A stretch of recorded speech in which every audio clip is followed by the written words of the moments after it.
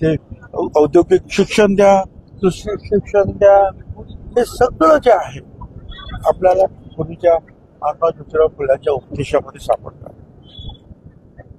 आता हे खरं आहे की आपला देश अजूनही स्त्रियांवर अत्याचार होतात, अजूनही शिक्षणापासून मुली वंचित राहतात, मुलं सुद्धा वंचित राहतात. महाराष्ट्र सरकारनं सांगितलं की बाबा मुलांना तुम्ही कौशल्य शिक्षण घ्या, आम्ही तुम्हाला स्टायपेंड देतो 10,000 रुपये महिना.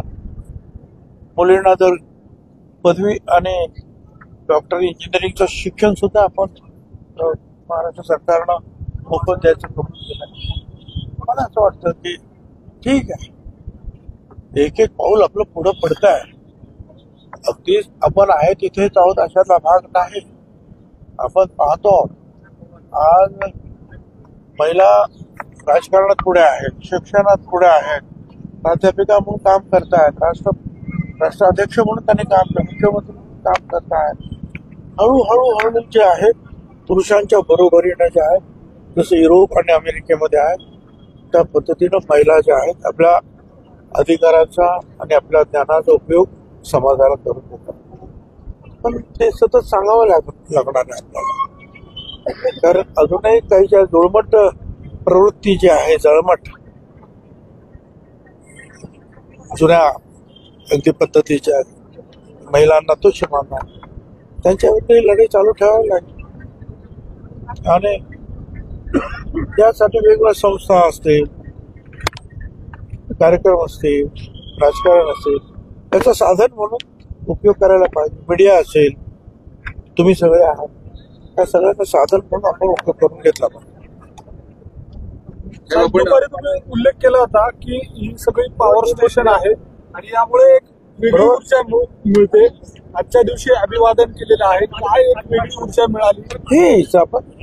हे काम जे आहे, किती अडचणी ज्या आल्या, वेगवेगळ्या अडचणी येतच असतात, तरी सुद्धा हे जे काम जे महात्मा ज्योतिराव फुले आणि सावित्रीबाई फुल्यांनी केलं, ती सगळी कामं आठवून एवढ्या पुढे आपण नाही जाऊ शकतो.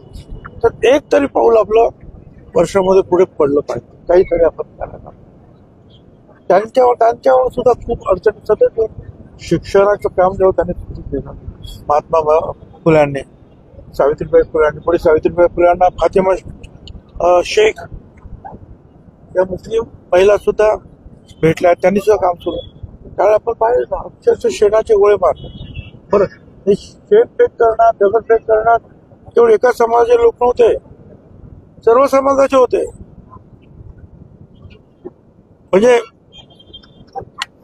आम्ही ज्याला म्हणतो साळी, माळी, कोळी, तेळी, तांबोळी, ते सुद्धा होते त्याच्यामध्ये.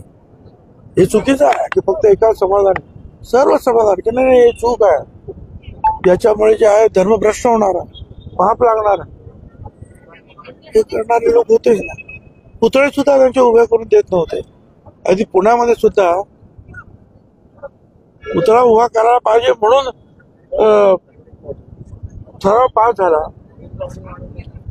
पण एका माळी समाजाचाच एका माणसाने विरोध केला. तिथे असते नाव सांगितलं तुम्हाला आश्चर्य वाटेल की त्याचं नाव सुद्धा भुजबळ होतं. आणि 36 वर्षानंतर तो पुतळा तिथे समोर उभा राहिला. हे सगळे लढाई जी आहे वेळ घेते आहे, पण लढाई सोडून चालणार नाही. घेत जातोय आपण. तुम्ही परदेशातून जाऊन आला, अगदी रिलॅक्स मोडवर आहात, मात्र तुमचे सहकारी, तुमच्या पक्षाचे नेते आता परदेशात गेलेले आहेत. उद्याच्या कार्यक्रमाला ते नसतील असं समजतंय. असं आहे, ज्यांना इथं येईल त्यांनी अवश्य आलं पाहिजे. महात्मा फुले जयंती असेल, महात्मा फुले पुण्यतिथी असेल, सावित्रीबाई फुलेंची जी आहे जयंती त्या निमित्तानं, छत्रपती शिवरायांची जयंती असते त्या निमित्तानं, बाबासाहेब आंबेडकरांच्या जयंती निमित्तानं, महापरिनिर्वाण दिन, हे जे आहे समाज अधिक काही अनेक जे आहेत, अण्णाभाऊ साठे आहेत, अहिल्याबाई होळकर आहेत, त्यांचं काम जिवंत ठेवण्यासाठी जे आहे त्यांना शक्य असेल त्याने त्या वेळेला हजर राहिलं पाहिजे. आता उद्या सुद्धा अनेक लोक नायगावला सुद्धा हजर राहणार आहे, मुख्यमंत्री स्वतः येणार आहे, दुसरे काही मंत्री सुद्धा हजर राहणार. ज्यांना येता येईल त्यांनी यायला पाहिजे.